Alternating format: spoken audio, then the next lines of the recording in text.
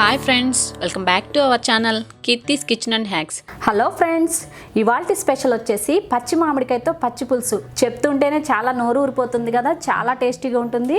అలాగే మామిడికాయ అంటే ఇష్టపడే వాళ్ళు ఎవరైనా సరే ఈ పచ్చి పులుసు కంపల్సరీగా గ్యారెంటీగా ఇష్టపడతారు. ఈ పచ్చి పులుసు ఎలా తయారు చేసుకోవాలో ఈరోజు మనం చూద్దామా. ముందుగా దీనికోసం పచ్చి బాగా పుల్లగా ఉన్న మామిడికాయని తీసుకోవాలి ఈ పచ్చి పులుసు కోసం. ఇప్పుడు నేను ఒక మామిడికాయతో చేస్తున్నాను, చూస్తున్నారు కదా. ఇప్పుడు దీన్ని మనం స్టవ్ ఆన్ చేసుకుని ఇట్లా జల్లిల్లా ఉన్నది కానీ లేకపోతే పుల్కాలు చేసుకుంటాం కదా, అదైనా యూజ్ చేయొచ్చు. ఈ మామిడికాయ అనేది కాల్చుకోవాలి. కాయ మొత్తం నల్లగా, పైన పొట్టు మొత్తం నల్లగా అయ్యే వరకు దీన్ని కాల్చుకుందాం. దీన్ని ఇలా కాకుండా కుక్కర్లో పెట్టి బాగా మెత్తగా ఉడికించుకుని కూడా చేసుకోవచ్చు. కాకపోతే ఇట్లా కాల్చి చేసుకోవడం వల్ల ఈ స్మోకీ ఫ్లేవర్ వచ్చి టేస్ట్ అనేది చాలా బాగుంటుంది. ఒకసారి ఇలా కూడా ట్రై చేయండి. ఇలా తిప్పుకుంటూ మామిడికాయని బాగా కాల్చుకోవాలి. అప్పుడు లోపల ఉన్న గుజ్జు మొత్తం మగ్గిపోయి బాగుంటుంది.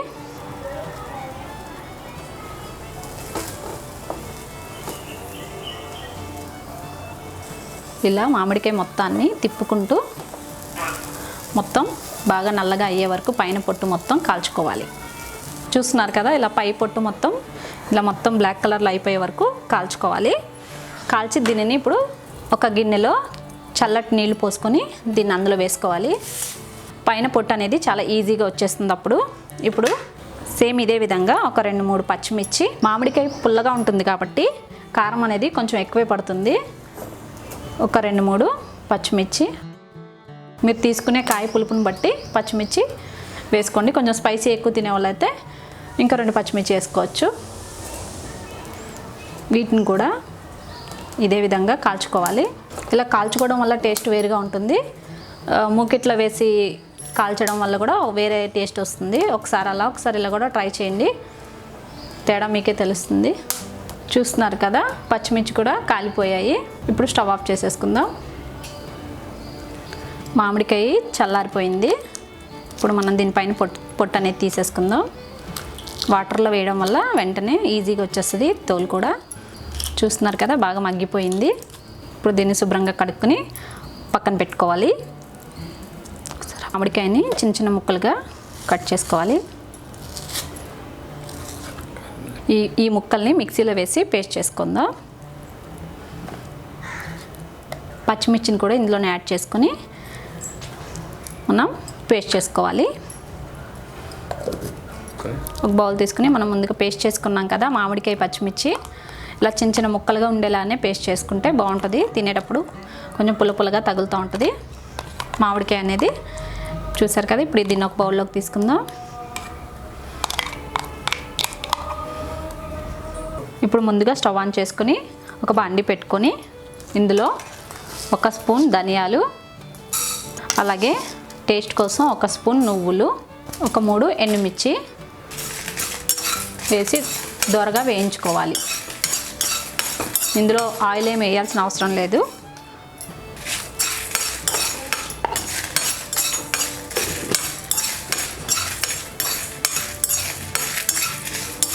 చూస్తున్నారు కదా, వేగిపోయాయి. మంచి స్మెల్ కూడా వస్తుంది. ఇప్పుడు స్టవ్ ఆఫ్ చేసుకుని వీటిని ఒక మిక్సీ జార్లోకి తీసుకొని పౌడర్ చేసుకోవాలి.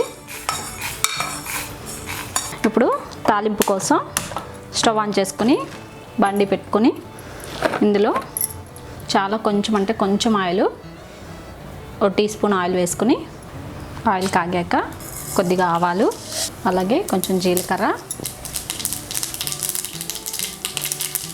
ఒక ఎండుమిర్చి, చిటికెడు ఇంగువ, అలాగే కొద్దిగా కరివేపాకు వేసి పోపు సిద్ధం చేసుకోవాలి. ఓకే, స్టవ్ ఆఫ్ చేసేసుకొని ఇప్పుడు మామిడికాయ పేస్ట్లో సన్నగా తరిగిన ఒక పెద్ద ఉల్లిపాయ, సన్నని తరుగు. ఉల్లిపాయలు ఎక్కువ ఉంటేనే బాగుంటుంది పచ్చి పులుసులో.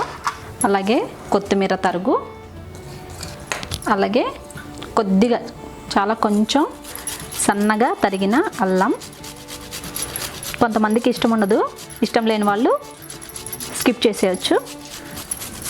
చాలా కొంచెమే. టేస్ట్ బాగుంటుంది వేసుకుంటే. అలాగే మనం ముందుగా తయారు చేసి పెట్టుకున్న మసాలా పౌడర్ ఉంది కదా, అది కూడా వేసేసుకోవాలి.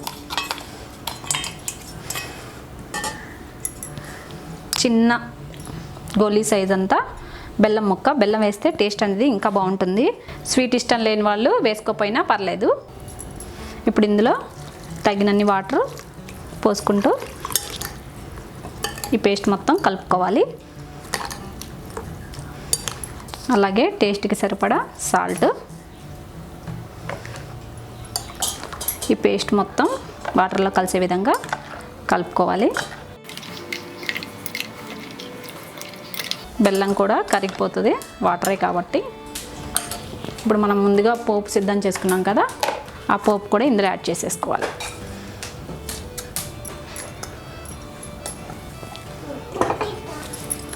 యాడ్ చేసి మరొకసారి కలుపుకుందాం. చూస్తున్నారు కదా ఫ్రెండ్స్, ఎంతో రుచికరమైన పుల్లని పచ్చి మామిడికాయతో పచ్చి పులుసు ఎంతో టేస్టీగా ఉంది. తప్పకుండా మీరు కూడా ఒకసారి నా స్టైల్లో పచ్చి పులుసు ఇలా ఒకసారి ట్రై చేయండి.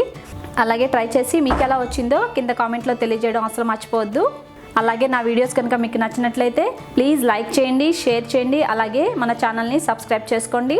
పక్కనే ఉన్న బెల్ ఐకాన్ని యాక్టివేట్ చేసుకోవడం అస్సలు మర్చిపోవద్దు. బెల్ ఐకాన్ని యాక్టివేట్ చేసుకోవడం వల్ల నేను ముందు ముందు పెట్టే మంచి రెసిపీస్ అన్నీ మీకు అప్డేట్ వస్తాయి. Thank you friends.